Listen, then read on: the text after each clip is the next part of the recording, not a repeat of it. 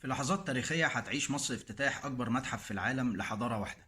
وبمناسبة الحدث التاريخي ده هقول لك بعض المعلومات القانونية الخاصة بالآثار، واللي بينظمها القانون رقم 117 لسنة 1983 بشأن حماية الآثار، وتعديلاته بالقانون رقم 3 لسنة 2010 و91 لسنة 2018. وتنظيم عملية نقل القطع الأثرية من أول ما بتكتشف لحد ما بتعرض بينظمها القانون ده. والمادة 6 من القانون بتنص إن جميع الآثار المنقولة والثابتة مملوكة للدولة ملكية عامة، يعني مفيش أي جهة أو شخص ليه حق يمتلك أو يبيع أثر حتى لو لقاها في أرضه.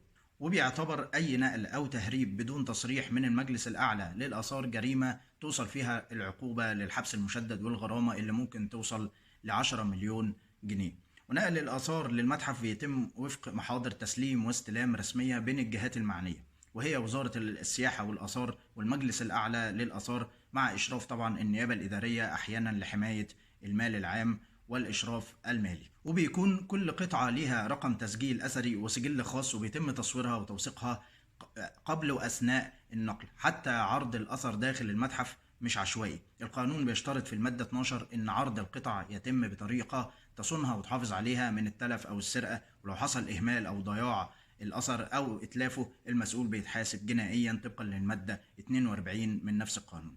والمادة 45 بتقول إن من يشرع في تهريب الأثر يعاقب بالسجن المشدد وغرامة لا تقل عن 500 ألف جنيه.